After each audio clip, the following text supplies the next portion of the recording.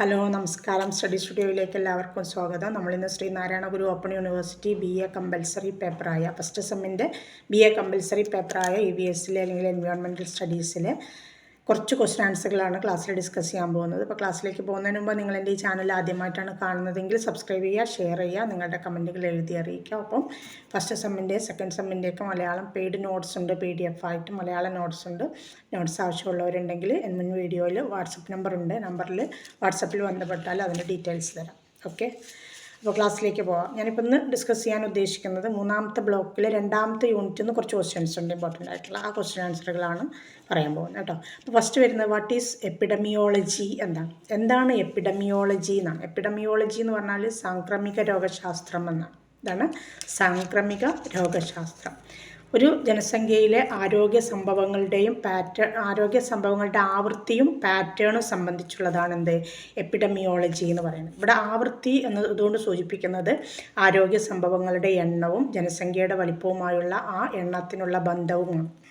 സാംക്രമിക രോഗങ്ങളും പകർച്ചവ്യാധികളും ഉൾപ്പെടെ പൊതുവായ രോഗങ്ങളെക്കുറിച്ചുള്ള പഠനത്തെ പരാമർശിക്കുക ഇപ്പോൾ സ്വാഭാവികമായിട്ട് വ്യാപകമായിട്ട് ഉപയോഗിച്ചു പോരുന്നൊരു പദമാണ് എപ്പിഡമിയോളജി എന്നത്. എപ്പിഡമിയോളജി ഗവേഷകരുടെ മേഖലയിൽ ഉൾപ്പെടുന്ന ചില രോഗങ്ങൾക്ക് ഉദാഹരണങ്ങളാണ് പൊണ്ണത്തടി, മാനസിക രോഗം, ഉയർന്ന രക്തസമ്മർദ്ദം മുതലായവ. ഇത്രയും കൊടുക്കുക 2 മാർക്കിൽ. പിന്നെ ഇതിൽ വരുന്ന മറ്റൊരു ക്വസ്റ്റ്യനാണ് what do you mean by epidemiological triad. Epidemiological triad എന്നതുകൊണ്ട് നിങ്ങൾ എന്താണ് അർത്ഥമാക്കുന്നത് എന്നാണ്. ഒരു എപ്പിഡമിയോളജിക്കൽ ട്രയാഡ് എന്നത് ഒരു ബാഹ്യ ഏജൻ്റാണ്. ഒരു ഹോസ്റ്റ് അല്ലെങ്കിൽ ഒരു ആതിഥേയൻ ഹോസ്റ്റിനെയും ഏജൻറ്റിനെയും ഒരുമിച്ച് കൊണ്ടുവരുന്ന ഒരു പരിസ്ഥിതി എന്നിവ ഇതിൽ ഉൾക്കൊള്ളുന്നു. ഒരു എപ്പിഡമിയോളജിക്കൽ ട്രയാഡിൽ ഇത് 3ഉം ഉൾപ്പെടുന്നു. ഇത് ഹോസ്റ്റിൽ രോഗം ഉണ്ടാക്കുന്നതിന് കാരണമാണ്. എന്താണ് ഒരു എപ്പിഡമിയോളജിക്കൽ ട്രയാഡ്? ഒരു ബാഹ്യ ഏജൻറ്റ്, ഒരു ഹോസ്റ്റിനെയും ഏജൻറ്റിനെയും ഒരുമിച്ച് കൊണ്ടുവരുന്ന ഒരു പരിസ്ഥിതി. ഇത് ഹോസ്റ്റ് പറയുന്ന ഇവിടെ ആതിഥേയൻ എന്ന് പറഞ്ഞാൽ ഒരു ആതിഥേയനും ഒരു ഹോസ്റ്റിനെ ഏജൻറ്റിനെ ഒരുമിച്ച് കൊണ്ടുവരുന്ന ഒരു പരിസ്ഥിതി എന്ന് പറഞ്ഞാൽ ഹോസ്റ്റ് ആതിഥേയം എന്ന് പറഞ്ഞാൽ രോഗം കൊണ്ടുവരുന്ന ഒരാളുണ്ടല്ലോ, ഒരു പകർച്ചവ്യാധി തരുന്ന ഒരാളുണ്ടാവില്ലേ, അയാൾ, അതാണ് ഹോസ്റ്റ് കേട്ടോ. അപ്പം അങ്ങനെയൊക്കെയാണ് ട്രയാഡ് എന്ന് പറയുന്നത്. ഒരു ബാഹ്യ ഏജൻറ്റ്, ഒരു ഹോസ്റ്റിനെ ഏജൻറ്റിനെ ഒരുമിച്ച് കൊണ്ടുവരുന്ന ഒരു പരിസ്ഥിതി. ഇത് 3ഉമാണ് ഒരു എപ്പിഡമിയോളജിക്കൽ ട്രയാഡിൽ വരുന്നത്. ആ ട്രയാഡ് വരുമ്പോൾ ഈ ഹോസ്റ്റ് രോഗം ഉണ്ടാകുന്നതിന് കാരണമാകും കേട്ടോ. ഇനി അതെന്ന് ചോദിക്കാനുള്ള മറ്റൊരു സാധ്യതയുള്ള 2 മാർക്കിൻ്റെ പറഞ്ഞ 2 മാർക്കിൻ്റെ ക്വസ്റ്റ്യൻസ് ആണ് കേട്ടോ. 2 മാർക്കിൻ്റെ മറ്റൊരു ക്വസ്റ്റ്യനാണ് define vectors and vector bone diseases. വെക്റ്ററുകൾ എന്ന് പറഞ്ഞാൽ രോഗാണുവാഹികളാണ്. രോഗം കൊണ്ടുവരുന്ന അണുക്കളെയാണ് വെക്റ്റേഴ്സ് എന്ന് പറയുക. അപ്പോൾ വെക്റ്റർ ബോൺ ഡിസീസ് എന്ന് പറയുമ്പോൾ ഏതാണ്? രോഗാണുവാഹികൾ കൊണ്ടുവരുന്ന രോഗങ്ങളെക്കുറിച്ചാണ് നമ്മളോട് അപ്പോൾ ഇതിൽ ചോദിക്കുന്നത് കേട്ടോ. അപ്പോൾ ഏതൊക്കെയാണ് രോഗാണുവാഹികൾ കൊണ്ടുവരുന്ന രോഗങ്ങൾ നമുക്ക് നോക്കാം. അതിനെന്താണ് അതിനെക്കുറിച്ച് പറയുന്നത് എന്നുള്ളതും കൂടി ഒന്ന് പറയാം, ശ്രദ്ധിക്കുക. വെക്റ്റർ ബോൺ ഡിസീസ് ഒരാളിൽ നിന്ന് രക്തം കുടിച്ച് മറ്റൊരാളിൽ രോഗം പരത്തുന്ന തരം രോഗാണുക്കളാണ് കൂടുതലുള്ളത്. മൃഗങ്ങളിൽ നിന്ന് മനുഷ്യരിലേക്ക് ഈ രീതിയിൽ അണുക്കളെത്തും. കൊതുകുകളാണ് ഇത്തരത്തിലുള്ള ഏറ്റവും പ്രബലമായിട്ടുള്ള ഒരു രോഗാണു. ഓരോ വർഷവും 1 ബില്യണിൽ കൂടുതൽ ആളുകൾക്ക് ഈ രോഗാണുക്കൾ വഴിയുള്ള രോഗം ബാധിക്കുന്നുണ്ട്. 1 മില്യണിൽ കൂടുതൽ ആളുകൾ ഇങ്ങനെയുള്ള രോഗബാധിതരായിട്ട് മരണപ്പെടുന്നതായിട്ടും കണക്കുണ്ട്. ഇതാണ് അതിൽ നമുക്ക് അത്ര എഴുതാം. അപ്പോൾ രോഗാണുവാഹി രോഗം അതുകൊണ്ടുണ്ടാകുന്ന രോഗം, മോശമായ ജീവിത സാഹചര്യങ്ങളിൽ ജീവിക്കുന്ന ആളുകൾ, പിന്നെ നാഗരിക പെരിയർബൻ ഗ്രാമീണ മേഖലയിലെ ആളുകൾക്കൊക്കെയാണ് ഈ വെക്റ്റർ ബോൺ ഡിസീസ് കൂടുതലുണ്ടാകുന്നത്. പക്ഷെ ഇപ്പോൾ എവിടെയാണ് എല്ലാ മേഖലകളിലും ഇത്തരത്തിലുള്ള അസുഖങ്ങൾ കൂടുന്നുണ്ട്. അത് ദാരിദ്ര്യം വർദ്ധിപ്പിക്കുന്നതിനിട വരുത്തും. അതുപോലെ മനുഷ്യ വിഭവത്തിൻ്റെ കുറവിനും സാമ്പത്തിക തകർച്ചയ്ക്കൊക്കെ വെക്റ്റർ ബോൺ ഡിസീസ് കാരണമാവാറുണ്ട്. അതൊക്കെ വേണമെങ്കിൽ നിങ്ങൾക്ക് ചേർത്ത് എഴുതാം, പറയാമെന്ന് മാത്രം. ഇനി നമുക്കിതിൽ നിന്ന് 4 മാർക്കിൻ്റെ ക്വസ്റ്റ്യനാണ്.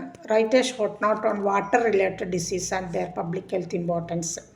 ജലവുമായി ബന്ധപ്പെട്ട രോഗങ്ങളെക്കുറിച്ചും അവയുടെ പൊതുജനാരോഗ്യ പ്രാധാന്യത്തെക്കുറിച്ചും ഒരു ചെറുകുറിപ്പ് തയ്യാറാക്കുക. ജലവുമായി ബന്ധപ്പെട്ട രോഗങ്ങളും അവയുടെ പൊതുജനാരോഗ്യ പ്രാധാന്യത്തെക്കുറിച്ചും ഒരു ചെറുകുറിപ്പ് തയ്യാറാക്കുക. എൻ്റെ വാട്ടർ റിലേറ്റഡ് ഡിസീസ് എന്ന് പറഞ്ഞാൽ ജലവുമായി നേരിട്ടോ അല്ലാതെയോ അല്ലെങ്കിൽ ത്വക്ക് സമ്പർക്കം മൂലം ഉണ്ടാകുന്ന രോഗങ്ങൾ, ജലമകത്താകുന്നതിലൂടെ ഉണ്ടാകുന്ന രോഗങ്ങൾ, ഇതൊക്കെ ഏതാണ്? ജലവുമായി ബന്ധപ്പെട്ട രോഗങ്ങളാണ്. ജലത്തിലൂടെയോ ജലവുമായി ബന്ധപ്പെട്ടതോ ആയ രോഗാണുക്കളോ അപകടകരമായ സംയുക്തങ്ങളും ഇതുപോലെ രോഗങ്ങളുണ്ടാക്കും. ജല ആവാസ വ്യവസ്ഥയിൽ ചെലവഴിക്കുന്ന രോഗിയുമായി ബന്ധപ്പെട്ട രോഗങ്ങൾ, അതുപോലെ മലിനജല എയറോസോളുകൾ ശ്വസിക്കുന്നതുമായി ബന്ധപ്പെട്ട രോഗങ്ങൾ, വെള്ളപ്പൊക്കം, വരൾച്ച എന്നിവ പോലുള്ള പ്രകൃതിക്ക് അനുകൂലമല്ലാത്ത, അതായത് പ്രകൃതി പ്രതികൂല, അങ്ങനെ വേണമെങ്കിൽ പറയാം, പ്രതികൂല കാലാവസ്ഥാ സംഭവങ്ങളിൽ ഉണ്ടാകുന്ന ജലക്ഷാമമോ മറ്റോ ഒക്കെ മൂലം ഉണ്ടാകുന്ന രോഗങ്ങൾ, ഇതെല്ലാം നമുക്ക് ഇതിൽ ഉൾപ്പെടുത്താം. ജലവുമായി ബന്ധപ്പെട്ട രോഗങ്ങളിൽ ഉൾപ്പെടുത്താം. ആളുകളിൽ പകർച്ചവ്യാധികൾ ഉണ്ടാക്കുന്ന പകർച്ചവ്യാധികൾ വെള്ളത്തിൽ അടങ്ങിയിരിക്കും. അല്ലെങ്കിൽ ആ രോഗാണുക്കളെ കടത്തിവിടുന്ന വെക്ടറുകളുടെ, അതായത് രോഗാണുവാഹികളുടെ പുനരുൽപാദനത്തിനും വ്യാപനത്തിനും അനുയോജ്യമായ സാഹചര്യങ്ങൾ ജലം പ്രദാനം ചെയ്യും. ജലസേചന സൗകര്യങ്ങളുള്ള പ്രദേശങ്ങൾക്ക് സമീപമുള്ള ജനവാസമുള്ള പ്രദേശങ്ങളിൽ രോഗം വേഗത്തിൽ പടരാൻ സാധ്യതയുമുണ്ട്. നല്ല എഞ്ചിനീയറിംഗ് രീതികളും ഫലപ്രദമായ ജലപരിപാലനവും ജലവുമായി ബന്ധപ്പെട്ട രോഗങ്ങളുടെ പ്രത്യാഘാതങ്ങൾ തടയാനോ കുറയ്ക്കാനോ നമ്മെ സഹായിക്കും. ഇത്രയും അതിൽ ആൻസറായിരിക്കും. ഇനി നമ്മളോട് അതിൽ നിന്ന് ചോദിക്കുന്ന മറ്റൊരു ക്വസ്റ്റ്യനാണ്, ഈ വാട്ടർ റിലേറ്റഡ് ഡിസീസിൻ്റെ ഇനങ്ങൾ ഏതൊക്കെയാണെന്നുള്ള ചോദ്യം ഉണ്ടാവും. അത് ഇതുമായി ബന്ധപ്പെട്ട് ഒന്നിച്ച് ചോദിക്കാം, അല്ലെങ്കിൽ അത് മാത്രമായിട്ടോ with examples describe water borne disease എന്നൊക്കെ പറഞ്ഞിട്ട് അങ്ങനെയൊക്കെ ചോദിക്കാറുണ്ട്. അപ്പോൾ ജലവുമായി ബന്ധപ്പെട്ട രോഗങ്ങളെ എങ്ങനെയാണ് കാറ്റഗറൈസ് ചെയ്തിരിക്കുന്നതെന്നാണ് അങ്ങനെ ചോദിക്കുക.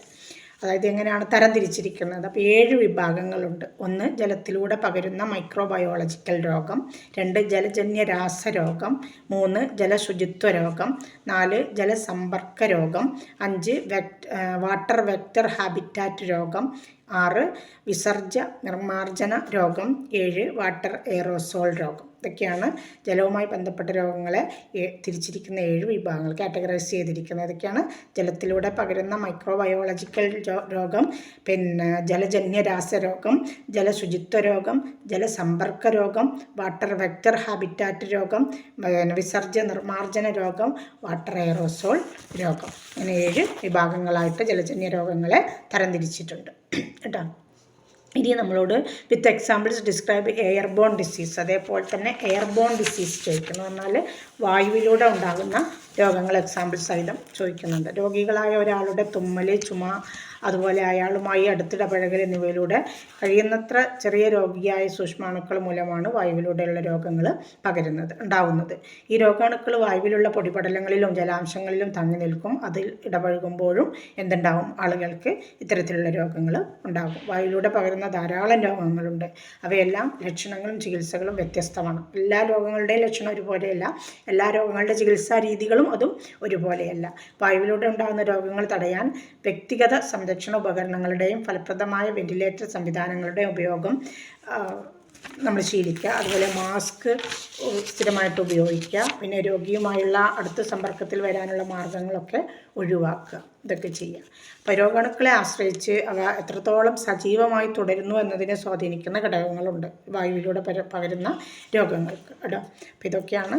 ഇനി അതിന് ഉദാഹരണങ്ങൾ ചോദിക്കുകയാണെങ്കിൽ നമുക്ക് എന്താ പറയുക, ഒരു റിനോ വൈറസിൽ നിന്നുണ്ടാകുന്ന ചിക്കൻ പോക്സ്, അതുപോലെ മുണ്ടിനീര്, ഇതൊക്കെ എന്താണ്? ഇതൊക്കെ വായുവിലൂടെ പകരുന്ന രോഗങ്ങൾക്ക് ഉദാഹരണങ്ങളാണ്. ഇത്രയാണ് അതിൽ നിന്ന് വരാൻ സാധ്യതയുള്ള പ്രധാനപ്പെട്ട ചോദ്യങ്ങൾ. പിന്നെ 3ാമത്തെ യൂണിറ്റ് എന്ന് ചോദിക്കുകയാണെങ്കിൽ ചിപ്കോ പ്രസ്ഥാനത്തെക്കുറിച്ച് ചോദിക്കും. ചിപ്കോ പ്രസ്ഥാനത്തെക്കുറിച്ച് ഒന്നുകിൽ write a note on Chipko movement in India, അല്ലെങ്കിൽ ഡിസ്കസ് ദ ചിപ്കോ മൂവ്മെൻറ്റ്, അങ്ങനെയൊക്കെ പറഞ്ഞിട്ട് അത് ചോദിക്കാറുണ്ട്. അപ്പോൾ എന്താണ് ചിപ്കോ മൂവ്മെൻറ്റ് എന്ന് പറഞ്ഞാൽ right a short note on Chipko movement, അങ്ങനെ ചോദിക്കാം. സാധാരണ അങ്ങനെയാണ് ചോദിക്കൽ. ചിപ്കോ പ്രസ്ഥാനം, ചിപ്കോ എന്ന വാക്കിൻ്റെ അർത്ഥം എന്താണ്? ആലിംഗനം എന്നാണ്. മരങ്ങളെ കെട്ടിപ്പിടിച്ചുകൊണ്ട് മരമുറി തടയുന്നതിന് വേണ്ടിയിട്ട് ഉത്തരാഖണ്ഡിലെ ജനങ്ങൾ നടത്തിയ, ഹിമാലയൻ താഴ്വരയിലെ ജനങ്ങൾ നടത്തിയ ഒരു സമരമാണ്, അല്ലെങ്കിൽ ഒരു പ്രസ്ഥാനമാണ് ചിപ്കോ പ്രസ്ഥാനം. സുന്ദർലാൽ ബഹുഗുണയും ചാന്തി പ്രസാദ് ഭട്ടുമായിരുന്നു അതിൻ്റെ നേതാക്കൾ. സ്ത്രീകൾ പോലും സമരരംഗത്തിറങ്ങി എന്നതാണ് ഈ സമരത്തിൻ്റെ ഒരു പ്രത്യേകത.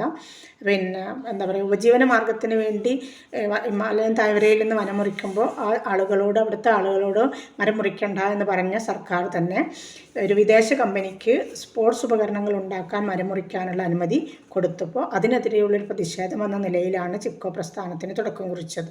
പക്ഷേ തുടക്കത്തിൽ അതൊരു പരിസ്ഥിതി പ്രസ്ഥാനമായിരുന്നെങ്കിലും പിന്നീട് അതായത് ആ ഹിമാലയൻ താഴ്വരയെ സംരക്ഷിക്കാനുള്ളൊരു പ്രസ്ഥാനമായിരുന്നെങ്കിലും പിന്നീട് അതൊരു പരിസ്ഥിതി പ്രസ്ഥാനമായിട്ട് വളർന്നു. അതുപോലെ തന്നെ പിന്നെ ചിപ്കോ പ്രസ്ഥാനത്തിൻ്റെ സ്ത്രീകളുടെ പങ്ക് അങ്ങനെ ചോദിക്കുകയാണെങ്കിൽ ഒരുപാട് സ്ത്രീകൾ പങ്കെടുത്തിട്ടുണ്ട് എന്നുള്ള പറഞ്ഞിട്ട് അവരും എന്താണ് മരമുറി തടയാൻ വേണ്ടി മരങ്ങൾ കെട്ടിപ്പിടിച്ചുകൊണ്ട് മരങ്ങളെ മുറിക്കുന്ന സ്ത്രീകളും കുട്ടികളും ഉൾപ്പെടെ രംഗത്ത് വന്നുകൊണ്ട് നടത്തിയൊരു സമരമാണ് ചിപ്കോ പ്രസ്ഥാനം എന്നത് കേട്ടോ. അപ്പോൾ അങ്ങനെ തന്നെ ചിലപ്പോൾ ചോദിക്കും ചിപ്കോ പ്രസ്ഥാനത്തിൽ സ്ത്രീകളുടെ പങ്ക്. ഇപ്പോൾ ചിപ്കോ പ്രസ്ഥാനത്തെക്കുറിച്ച് ആദ്യം സ്ത്രീകൾ ധാരാളം പങ്കെടുത്തു എന്ന് പറഞ്ഞിട്ട് പിന്നെ ചിപ്കോ പ്രസ്ഥാനത്തെ ഇതേപോലെ അങ്ങനെ വിശദീകരിച്ച് എഴുതി കൊടുത്താൽ മതി കേട്ടോ.